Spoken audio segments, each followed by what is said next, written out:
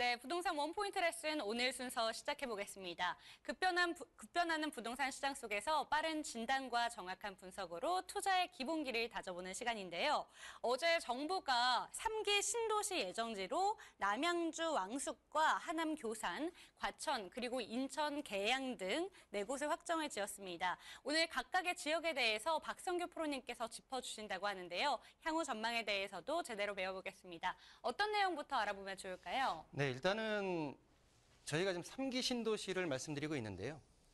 자, 저희가 지금 3기 신도시까지 오기 전까지 1기 신도시가 1990년도에 진행이 되면서 200만 호를 목표로 해서 현재 지금 1기 신도시가 조성이 됐고 연수가 지금 됐죠. 자, 2기 신도시 같은 경우에는 2000년도 초반에 50만 호를 목표로 해가지고 건설이 됐고요. 지금 3기 신도시 공급이 2018년도에 9.13 대책 이후에 30만 호를 목표로 해가지고 진행이 좀 되고 있는데요.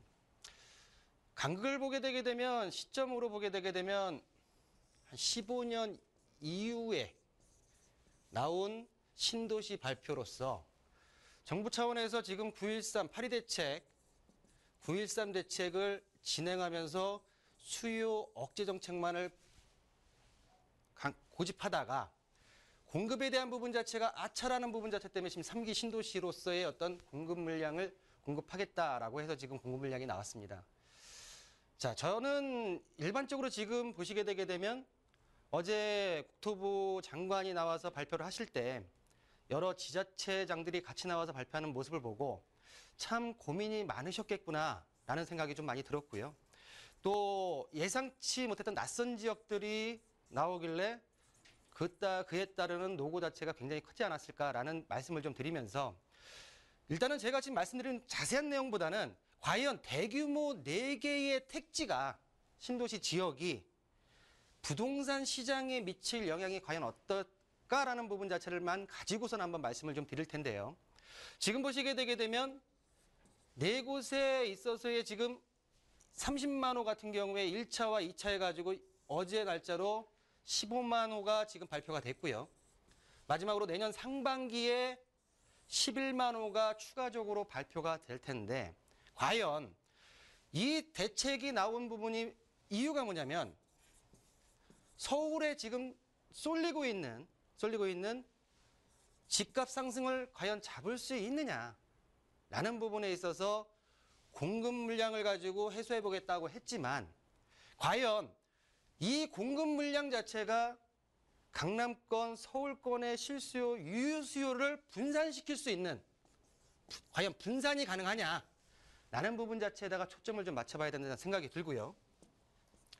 지금 보시게 되게 되면 어제 발표 났던 남양주 왕숙, 하남 교산, 인천 계양, 과천 지역까지 4군데의 대규모 평수로 보게 되게 되면 왕숙 같은 경우에는 1134만 제곱미터로서 한 340만 평이 되고요.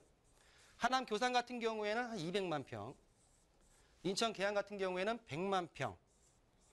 자, 의외로 반신반의했던 과천이 50만 평의 중규모 신도시 개발 계획이 터졌는데요. 많은 전문가들하고 그리고 시청자들하고 얘기를 했을 때 과연 어디에 한번 들어가서 살고 싶습니까? 라고 여쭤봤을 때 많은 분들이 과천 지역에다가 지금 관심을 갖는 피드백이 들어오고 있고요. 그렇다고 하게 되면 다른 지역들 같은 경우에 과천 지역을 넣었을 때는 좀 입지적인 부분에서 좀 밸런스를 맞추기 위한 부분 자체가 아니었나라는 부분을 조심스럽게 좀 말씀을 좀 드리고 싶은데요. 그런 내용들을 좀 보시게 되게 되면 이 지도 하나가 모든 것들을 지금 말하고 있지 않나라는 생각이 듭니다. 자, 보시게 되면 우리가 서울을 기준으로 해가지고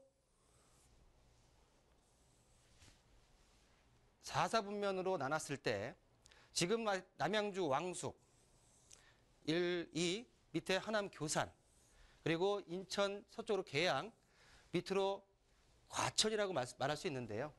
지금 보시게 되면 1기 신도시 같은 경우에는 수도권 서울 경계로부터 5km 지점에다 만들었고요. 2기 신도시 같은 경우에는 20km 이내에다가 신도시를 만들었습니다. 자, 신도시 발표 전에 어떤 얘기를 했었냐면 1기 신도시와 서울과 중간에다가 3기 신도시를 지정하겠다. 라는 부분에 있어서 여기에 대한 계획은 들어갔어요. 그러나 위치적으로 봤을 때 서울의 이 지금 가운데 있는 이 파란 부분 자체가 서울인데요. 서울이 동그란 원이 아니라 경계점 자체가 굉장히 들쑥날쑥하다 보니까 이 거리 내에서 2km. 그럼 과연 우리가 서울을 봤을 때 서울의 중심을, 자, 여기서는 제가 말씀드린 건 부동산의 중심을, 부동산의 중심을 과연 수요 안정 정책으로 간다고 하게 되면 공급가 어디다 포커스를 맞춰야 되냐? 서울의 부동산의 강남의 부동산의 어떤 시발점은 강남입니다. 강남과 강북으로는 용산, 마포 몇 개의 지역들이 있죠. 그러다 보니까 많은 사람들이 학습 효과를 겪은 게 뭐냐면 강남에서 가까운 곳, 서울 인접에서 가까운 곳이 아니라 부동산의 상승의 시발점이 되는 지역에서 가까운 지역은 일단은 과천 하나밖에 없는 모양새가 아닌가. 그러다 보니까 멀다. 분명히 정책권자 같은 경우에는 수도권에서 2기 신도시보다 1기 신도시보다 가깝다고 말씀을 하셨지만 우리 국민들이 느끼는 감정은 왜 멀지? 라는 부분이 있지 않나를 한번 조심스럽게 말씀을 좀 드려보고요. 그렇다고 하게 되면 아직 3차 발표가 남았어요. 11만 호가. 이게 지금 대단위로 갈지 아니면 중단위로 갈지 소단위로 갈지는 아직까지는 모르지만 그 부분에 있어서 좀 더 그간 신중하셨겠지만 좀 더 부동산의 내면으로 들어와서 우리 정책적으로 우리가 지금 추구해야 될 목적과 과연 맞는 지역과 공급량이 나와야 되지 않을까라는 말씀을 좀 드리고요. 네 지역을 지금 제가 이제 말씀을 드릴 텐데 개발 방향 같은 경우에는 두 가지죠. 첫 번째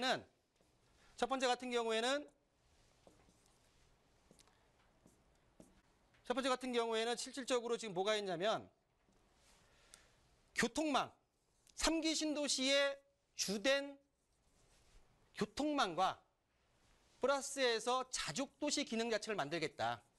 자, 그러면 여기서 하나 봐야 될 게 뭐냐면 우리 1기 신도시가 속칭 말해서 배드타운이라는 부분으로 전락해버렸어요. 서울로 와서 일하고 잠자러 가는 곳이 1기 신도시예요.